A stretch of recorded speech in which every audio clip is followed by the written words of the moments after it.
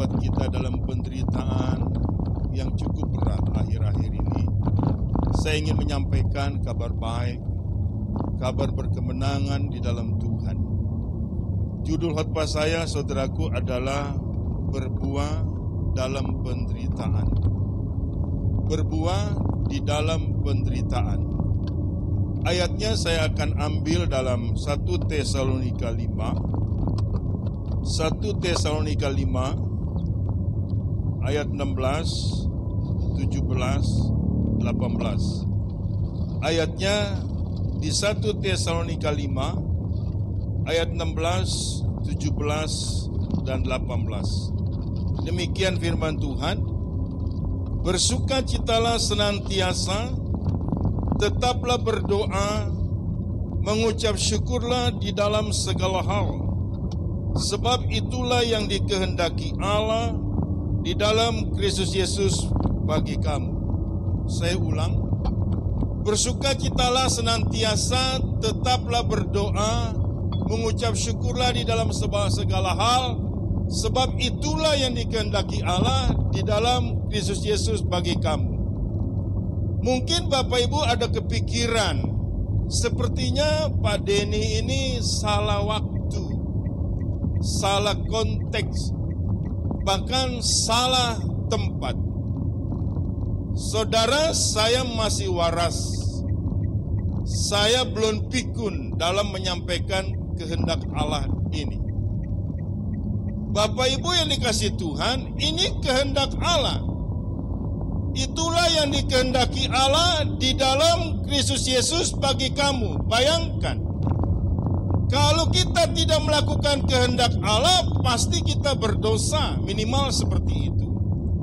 Kedua, pasti kita menyimpang. Dan ketiga, pasti kita durhaka. Kehendak Allah adalah bukan hanya jangan berzina, bukan hanya jangan mencuri, tetapi bersukacita. Saudara, tetap berdoa dan mengucap syukur dalam segala hal.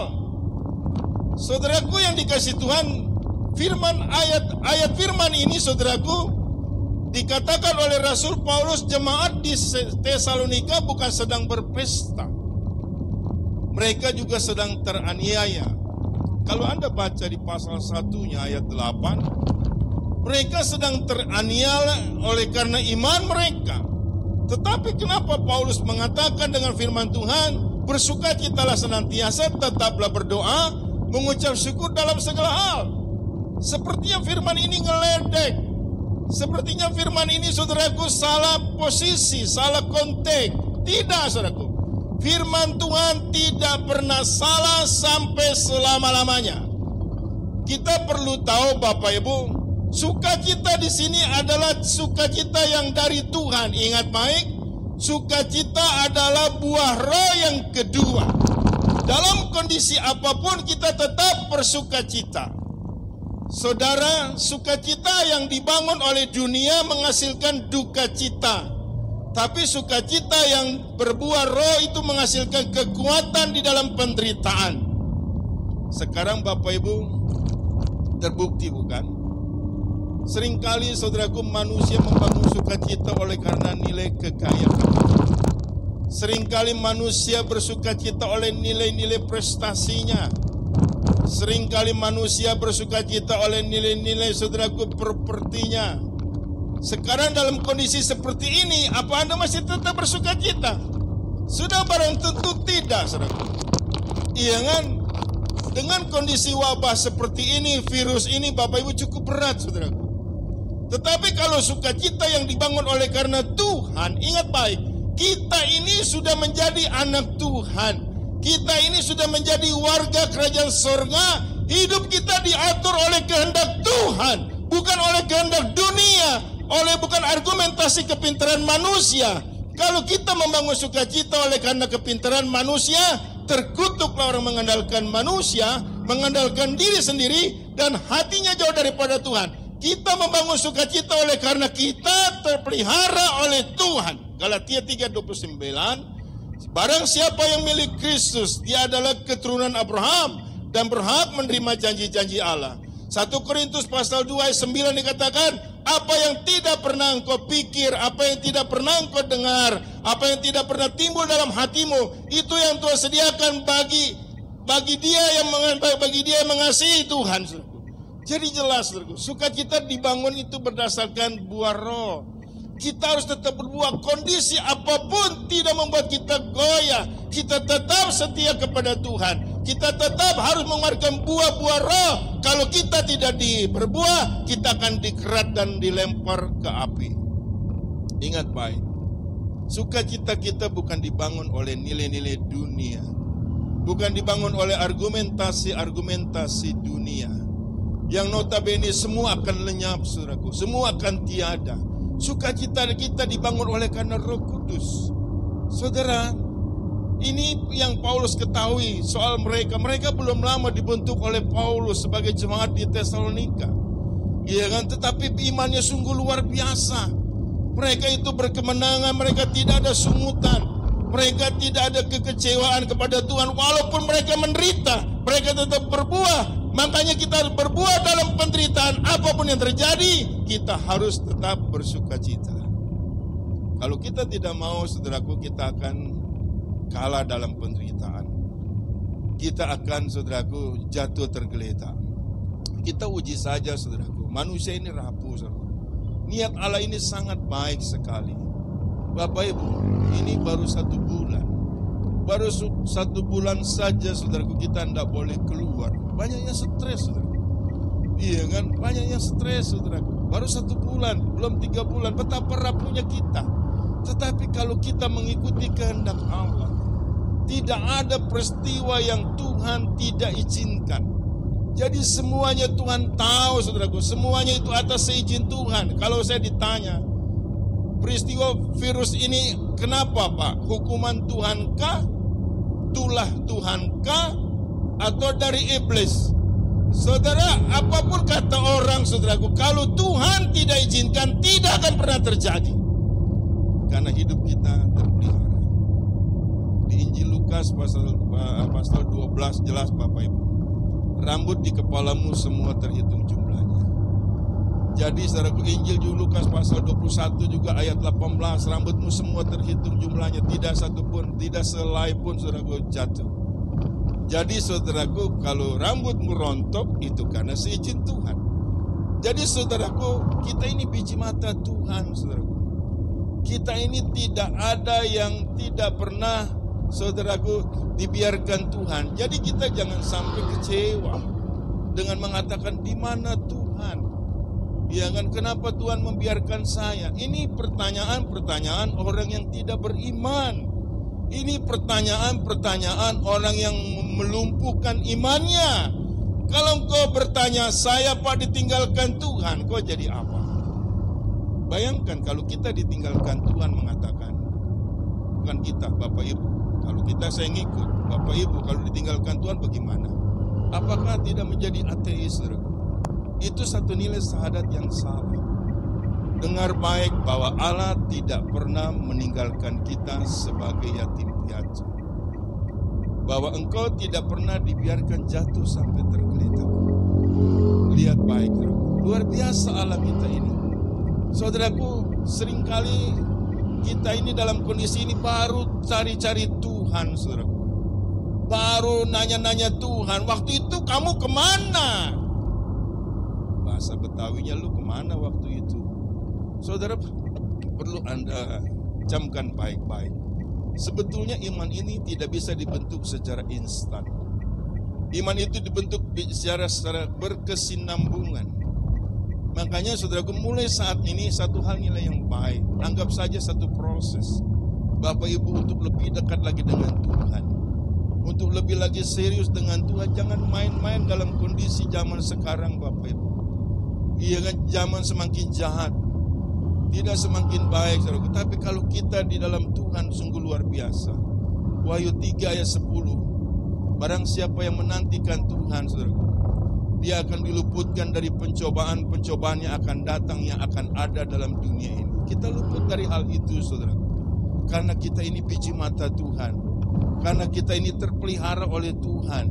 Jadi terpeliharanya kita dengan Tuhan bukan karena proses-proses yang kita punya tafsiran, tetapi memang kita sudah dipelihara Tuhan dari awalnya. Saudara, Galatia 1:15 Paulus pernah bicara bahwa aku telah mendapatkan anugerah dari sejak kandungan ibuku. Jadi di situ Paulus nggak pernah khawatir, nggak pernah takut.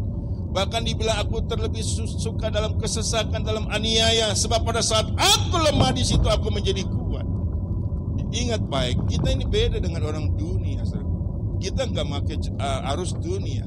Kita sudah dalam kondisi Tuhan, sebab Allah turut bekerja mendatangkan kebaikan. Saudara, rasa sukacita yang paling hebat, yang paling istimewa adalah sukacita di dalam Tuhan. Sukacita bersama dengan Tuhan. Mari kita akan selalu mengeluarkan buah roh. Buah roh yang kedua adalah tetap sukacita. Hati yang gembira adalah obat. Hati yang susah keringkan tulang. Dengan bersukacita, saudaraku, bukan kita orang gila. Kita enggak menerima realita ada, tetapi kita di dalam Tuhan, saudaraku. Dia yang sudah teruji. Dengan hati bersukacita, kita enggak bisa dikalahkan maut. Kita tidak bisa ditekan dengan kondisi keadaan persoalan. Karena di situ, saudaraku, hati yang gembira adalah obat. Jadi, saudaraku, dalam diri kita tidak pernah bisa dijamah oleh kesulitan-kesulitan, tapi kita kuat di dalam Tuhan. Yang kedua, tetap berdoa. Saudara, tetap berdoa. Waktu yang sangat bernilai, waktu yang sangat berharga adalah waktu berdoa. Semua rasul, semua nabi dalam hal mengeksekusi mereka berkemenangan dengan doa. Sertakan Tuhan dalam setiap perkara. Sertakan Tuhan dalam setiap apapun yang engkau berjalan. Percayalah, kalau Tuhan di pihak kita, siapa lawan kita? Tetap berdoa ini sungguh-sungguh luar biasa, saudaraku. Tetap berdoa, tetap mengandalkan Tuhan. Kita tetap mengandalkan Tuhan, tidak lagi pernah mengandalkan diri sendiri, tidak lagi mengandalkan nilai-nilai duniawi. Tetap berdoa berarti kita terus berharap kepada Tuhan. Siapapun yang berharap kepada Tuhan tidak pernah dikecewakan. Dia seperti air yang seperti pohon yang ditanam di tepian air, berbuah pada musimnya, tidak pernah mengalami tahun-tahun kering. Biasa, saudaraku. Tetap berdoa. Malah ini seringkali banyak orang Kristen, saudaraku, dalam persoalan malah meninggalkan Tuhan. Dia katakan, percuma saya berdoa, Pak. Percuma saya ke gereja, Pak. Nah, nggak ada yang percuma, saudaraku. Tidak ada yang percuma. Siapa yang datang beribadah kepada Tuhan, tidak ada yang percuma. Roti makananmu, air minumanmu tidak pernah kekurangan dan tidak pernah kekeringan. Itu jaminan Tuhan, bukan jaminan manusia. Jaminan Tuhan semesta alam yang kita kenal di dalam nama Yesus Kristus. Tetap berdoa, stay. Jangan tetap berdoa. Jadi kita jangan sampai meninggalkan Tuhan. Sesungguhnya, saudaraku, Tuhan tidak pernah meninggalkan kita. Kitalah yang seringkali meninggalkan Tuhan. Kitalah seringkali mencoba untuk lari dari Tuhan. Mentang-mentang kita sudah luar biasa, pintar, kaya, kuat, segala macam. Saudara, kalau engkau tanpa Tuhan, kau akan kalah. Engkau tanpa Tuhan, kau tidak bisa berbuat apa-apa. Paulus pernah mengatakan, aku cakap menanggung segala perkara di dalam Dia. Saudara, ingat baik. Semua rasul, semua nabi, semua itu, saudaraku, berdoa. Diselesaikan dengan doa. Karena dia mengundang turut campurnya Tuhan dalam perkara-perkara yang mereka hadapi. Kita manusia lemah, tapi roh kita lebih besar daripada roh yang di dalam dunia. Roh Kudus yang ada dalam diri kita. Tuhan ingin dan Tuhan rindu selalu, saudaraku, untuk umatnya datang kepada Tuhan. Waktu yang sangat baik untuk kita bertobat. Untuk dekat, lebih dekat lagi kepada Tuhan. Saudara, dalam anugerah Tuhan ini, kita untuk boleh lagi mengenal kehendak Allah. Dalam anugerah ini, saudaraku, seluas-luasnya pintu dibuka untuk kita dekat dengan Tuhan. 1 Korintus 2:16 dikatakan, kami memiliki pikiran Kristus. Itu yang dikatakan oleh Rasul Paulus. Karena dengan anugerah Tuhan ini, saudaraku, kita lebih mengenal Tuhan. Jangan sampai kita sia-siakan anugerah ini. Jikalau anugerah sudah ditutup satu waktu, Bapak Ibu, tidak ada yang bisa buka. Mumpung masih dibuka, saudara. Jadi dalam setiap keadaan, ingatlah akan Tuhan, saudara. Ingatlah akan kebaikannya. ingatlah akan kuasanya, ingatlah akan kesetiaannya, bahwa Tuhan selalu menyertai kita. Tetaplah berdoa. Tuhan rindu sebetulnya Dia tetap diandalkan. Tuhan tidak ingin engkau mengandalkan dirimu sendiri. Si jahat itu terlalu kuat bagi kita, tapi bersama dengan Yesus kita cakap menanggung segala perkara. Tetap berdoa. Waktu yang sangat berharga dari waktu-waktumu sebetulnya adalah waktu berdoa. Karena kita berbicara dengan Tuhan. Kita berbicara dengan Sang Khalik langit dan bumi bernama Yesus Kristus. Kita bisa dari hati ke hati, Bapak Ibu. Makanya untuk setiap kita itu harus hidup dalam kekudusan. Tanpa kekudusan kau tidak bisa melihat Tuhan, saudaraku. Jangan lagi melakukan kenajisan, jangan lagi melakukan kejahatan, jangan lagi dendam, jangan lagi kecewa, saudaraku. Untuk dekat kepada Tuhan, jangan sampai kita ini malah lebih jauh dari Tuhan. Kita sangat rugi besar. Betapa Tuhan sungguh luar biasa, karena begitu besar kasih Allah akan dunia ini, sehingga Ia mengaruniakan anak yang tunggal, dan barang siapa percaya kepada Dia tidak binasa, melainkan beroleh hidup yang kekal. Waduh, itu sungguh luar biasa. Allah kita adalah Allah Immanuel, Allah yang selalu menyertai kita sampai akhir zaman. Sungguh luar biasa. Kita punya Allah ini Allah yang sangat luar biasa, yang kita kenal dalam nama Tuhan Yesus Kristus. Sayang sekali kalau Bapak Ibu tidak berdoa, malas berdoa. Berdoa katanya sia-sia. Tidak ada yang sia-sia. Apa yang kau ikat di dunia ini terikat di surga. Apa yang kau lepaskan di dunia terlepas di surga. Matius 18:18. Ayat 19, saudaraku, di mana 2-3 orang berkumpul dalam namaku, aku hadir. Dan apapun yang 2 orang sepakat minta, apa saja Tuhan berikan. Itu sungguh luar biasa, saudaraku. Kalahkan semua persoalan dengan berdoa. Karena di situ Allah yang menggantikan kita berperang. Allah yang menggantikan kita, saudaraku, untuk nilai-nilai mana kita diberikan nilai kekuatan. Allah yang menguatkan kita adalah Allah semesta alam di dalam nama Tuhan Yesus Kristus. Yang ketiga, ucap syukurlah di dalam segala hal. Saudara, ucapan yang sangat amat berharga adalah ucapan syukur. Ucapan syukur dalam segala hal kepada Tuhan. Membangun satu nilai yang luar biasa optimis. Ucapan syukur bertanda kita berserah, bukan menyerah, saudaraku. Sebab kita tahu bahwa tidak ada peristiwa yang Tuhan tidak izinkan bisa terjadi. Kita hidup dalam pemeliharaan Tuhan, dalam waktu-waktu Tuhan, dalam kegenapan Tuhan. Bukan hidup kita dalam kebetulan. Tidak ada yang kebetulan kecuali kita ateis. Kecuali kita ateis. Tiap langkahku diatur oleh Tuhan. Saya senang dengan lagu itu, Bapak Ibu. Tiap langkahku diatur oleh Tuhan, dan tangan kasih-Nya membimbingku. Luar biasa. Saudara yang dikasih Tuhan, Allah kita itu Allah yang luar biasa. Mengucap syukur dalam segala hal.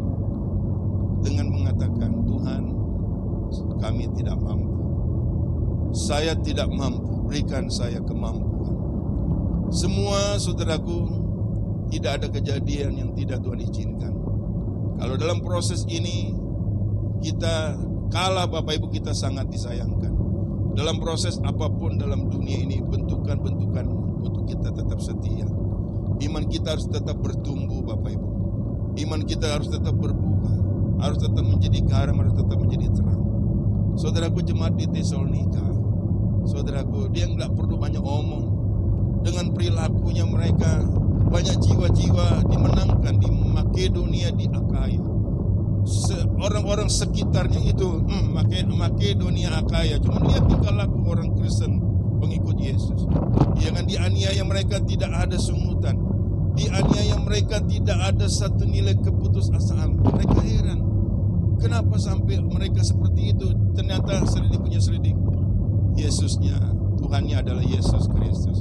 Saudara, saatnya kita memberikan bukti kepada orang-orang dunia bahwa kita adalah umat kesayangan Tuhan.